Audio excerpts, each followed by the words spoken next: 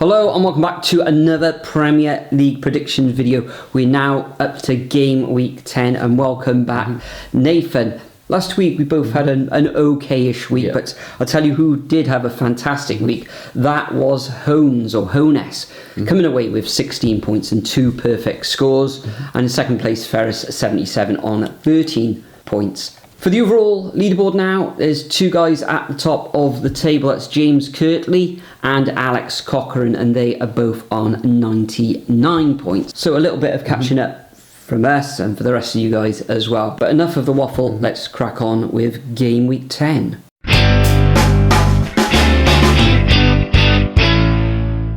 Okay, so starting off with a 12:30 on TNT, Newcastle up against Arsenal now. Saturday as well. Yeah, Saturday, no Friday night fixture again, most likely because they're pretty much reserving it for the Championship, aren't they now? But Arsenal dropping down to third, really inconsistent form at the moment. Getting another draw last time around to Liverpool, you could say that was a good result to be fair, but should have really put away Liverpool because I didn't think they were that great in that one. Whereas Newcastle haven't won since the 15th of September, losing loads of games, but they have had a tricky run minus that Everton game, you could say. So it's time for them to really come back into it. Newcastle tend to perform strongly at home, except when they're playing Brighton, when they just couldn't get a tune out of them. But I can fully expect Arsenal just sneaking it, so 2-1 to the Gunners. Yeah, both these sides both in action tonight in the Carabao Cup. First match of the weekend. Arsenal, injury worries, especially at the back. Gabriel Saliba, I'm not sure, is he suspended for this match as well? Yeah. So a lot of changes at the back. Surprisingly enough, Saka played last weekend when everybody thought he was going to be sidelined for that Liverpool match, but he came through it with a draw in this one. Tough place to go, Newcastle, with the fans behind them and everything. But with the quality that they've got in midfield, Arsenal, although they are still missing Odegaard, I think they'll just about nick this one in a very, very tight 2-1 away victory. Moving on to the first of the 3 o'clock kickoffs. Nathan, on Saturday, we've got Bournemouth coming up against Manchester City. And Manchester City, last weekend, they played bottom of the table, Southampton, and everybody thought they were going to absolutely smash them. But Southampton made a real good game of that fixture. Unlucky themselves with 1 or 2 chances that they did create, but ultimately Manchester City came through 1-0 through a Haaland goal in the end, and he had a hatful of chances. I think it was the most shots that he's had in a match in the Premier League, or something like that. He had a hatful of chances, but could only put 1 away, and I think that's the first time he scored in the last 4 in the Premier League anyway, but they came through it. Bournemouth, on the other hand, they held Villa, didn't they, to a 1-1 draw at Villa Park. And overall, recently, they have made it quite difficult for the top teams in the league. And this one, you know what, I think Manchester City will be too strong for them.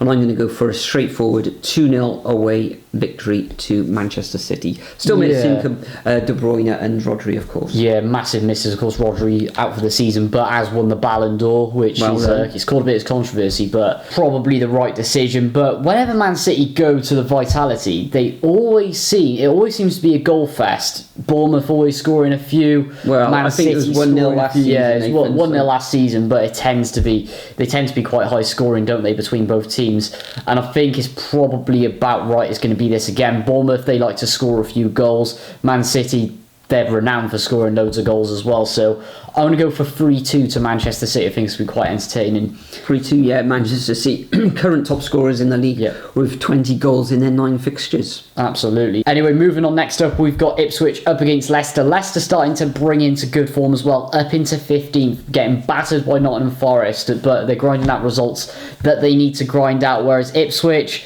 they're starting to slide a little bit now. And they're conceding a lot of goals. 4 to West Ham, 4 to Brentford, 2 to Everton as well. So it's not good there. However, at Portman Road, they did give Villa that good game, didn't they? I don't know what it is. Both newly promoted clubs. Ipswich, they were able to score. I don't know why. They're going to have to nick something at some point, and I think this is going to be the weekend they do it. 2-1. 2-1. I've gone exactly the same as you, Nathan, in this fixture. Ipswich haven't won this season. Bit of a whistle there, wasn't it? Leicester, recent form has been very, very good. But as you say, I've got a feeling about Ipswich getting getting all 3 points in this one. Delap getting amongst the goals now, and he's proven to be a real handful up front for Ipswich, even though that they're not winning. So I've gone for a 2-1 victory like you, Nathan. Next up, we've got Liverpool coming up against Brighton. Liverpool, of course, second in the table. Manchester City overtaking them last weekend, a 2-2 draw against Arsenal, which was probably the minimum that they would, both sides would take. And Brighton, currently in 6th position, 2-0 up against Wolves.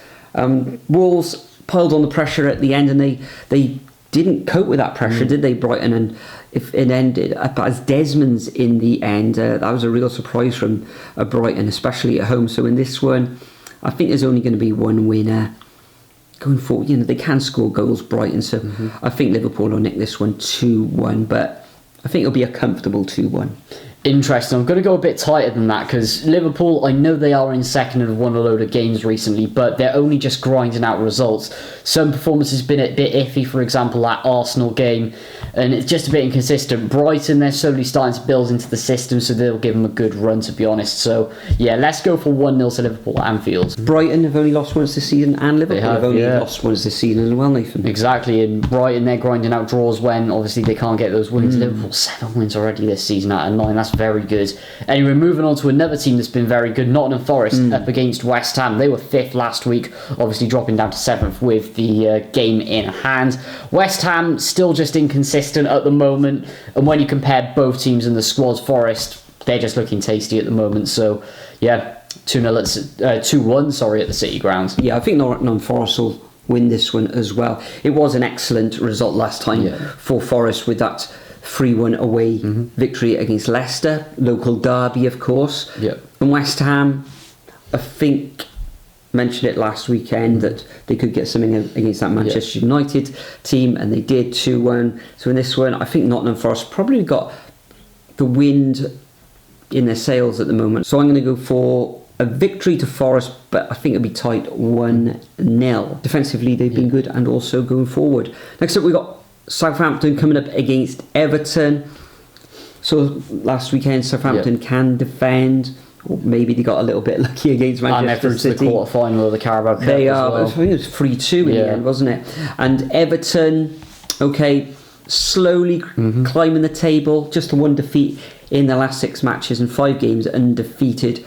A draw against Fulham. Fulham could have taken all 3 points in that one, but Everton came through. Don't think there'll be goals in this one. Cancel each other out 0-0. Interesting. Well, this is a clash of styles, isn't it? You've got Pathetic Hipster Ball coming up against Brexit Ball, which I know exactly which one's going to win. Yeah, it's going to be carnage. Southampton, they're just a joke, aren't they, at the moment? But you know what? With Everton's form, I think they're just going to grind it 1-0 at St Mary's, aren't they? And moving on to another team that is pretty much enjoying the worst form in the league, and that is Wolves. On 5:30, this is against Crystal Palace. Palace, wonderful viewing. I know, really wonderful viewing. Palace one win all season, grinding that 1-0 against Tottenham. Tottenham have gone back to being Tottenham, haven't they? Just a bit of a joke, to be honest. And then Wolves, what's his name? Gary O'Neill. Massively under pressure, but only just grinding out a draw last time around. I don't have a clue who's going to go for this one. They just both refusing to win at the moment, so 1-1. Yeah, this could go either way. The logical result here is a draw, but I am actually going to go for Crystal Palace. Wolves will be full of confidence after coming back from 2-0 down to draw 2-2 against Brighton last weekend. And they are at home, but I fancy Palace to take all 3 points in a 2-0 away victory. Moving on to Sunday, Nathan, we've got Spurs coming up against Aston Villa, and Spurs will want to bounce back after that defeat against Crystal Palace away from home. They're back in the capital, been doing well at the home ground, apart from that defeat against Arsenal in North London derby. Aston Villa, currently in 4th position, just the one defeat all season. So it's going to be tight. I think it's going to end up in a draw. I'm going to go for 1-1. Interesting. Yeah, Villa, they're not losing games, they're just grinding out results no matter which way you look at it. Like games that they're really finding a struggle, for example, which is bizarre to say considering their form, Manchester United, they're just grinding out results when they need to. Tottenham, the most inconsistent side in the Premier League by a mile, and that's why they're going to lose again. So 2-0 to Villa. Wow. Anyway, moving on, 4:30, managerless or Van Nistelrooy's Manchester United coming up against Chelsea. Now, will this be a new manager bounce? I don't think so with the way that Chelsea are playing. Only one loss in their last 6. They're looking pretty decent with likes of Palmer, Madueke, Nicolas Jackson, as you should say. Nicolas Jackson. He's been banging in the goals as well. So for that reason, 2-1 Chelsea. 2-1. Managerial bounce. Not is it a happening. true thing? I think it is to a certain extent. Van Nistelrooy at the helm. Bye-bye Ten Hag, of course. So I'm going to go for a 3-1 away victory to Chelsea in this one. Man United, bit iffy at home. Chelsea, Cole Palmer. Nicolas Jackson, as you said. Nicolas Jackson. Banging in the goal. So a 3-1 victory to Chelsea. And the final fixture of this game week takes place on Monday night under the lights in London. All London affair. West London affair. Fulham against Brentford. This one's got goals written all over it, hasn't it, Nathan? Fulham coming away with that draw against Everton when they could have won that match. And Brentford involved in that 7-goal thriller, 4-3 against Ipswich last time. That was a tight game. I think there'll be goals in this one. It was brilliant, wasn't it? But I think Brentford will just edge this one out. The likes of Wissa coming back from injury, banging in the goals in Wembley. They won in the Carabao Cup midweek as well. I think they came through on penalties, didn't they? So I'm going to go for a 3-2 away victory to Brentford. But I really like Fulham this season. Yeah, this is really difficult to predict. I mean, just with the way that Fulham have been playing and some of the victories that they've had, like, I can't really make a fair assessment of them at the moment. Tough run last 3 matches. They have had a tough run, and look, I mean, they've beaten Newcastle, they've beaten Nottingham Forest, taken points off Everton and West Ham. Like, they've only lost to Man City, who they're top of the league and have been excellent, and Villa, like, only losing once this season, top of the Champions League, so you can't really underestimate them for that. I don't think it's going to be a goal fest. There will be a few goals, but 2-1 at Craven Cottage for Fulham for me. And it's great to see Jimenez getting amongst the goals after a few years. Getting really banging in. Fantastic. So those are our predictions for game week 10. Make sure you leave your predictions over at the Superbru website, or if you don't play along there, leave them as a comment as well, because we read each and every comment. This weekend we are at a championship match as usual at Cardiff City against Norwich. Hopefully it'll be a very entertaining match. Norwich were involved in a 6-goal thriller last weekend. Okay, Cardiff a 0-0 draw, but recently been scoring goals, so hopefully it'll be plenty of goals. And Nathan, will there be a vlog? Yeah, that'll be out at some point on the weekend. And another manager's gone, so who's next? Who's next? Martin, surely. It's gotta be Martin. Will they pull the trigger? Who knows? It's a coin toss, isn't it? It's most likely going to be Russell Martin, aka he's the tails. 8 losses in 9. Ridiculous. You might as well give the heads to Gary O'Neill at Wolves as well, saying that. Possibly. So there we are, everybody. Thanks for joining us once again. Enjoy your Premier League football over the weekend, and we'll see you all in the next video. Hey, I got something to say. I'm just so sick of hearing everyone complain. I know it's tough and I know there's pain, but hitting bottom is the only way to change. So I'll keep hustling, you keep struggling. Bitch, I'm humbling, keep mumbling. I'll keep doubling, you keep bluffing. You've got nothing.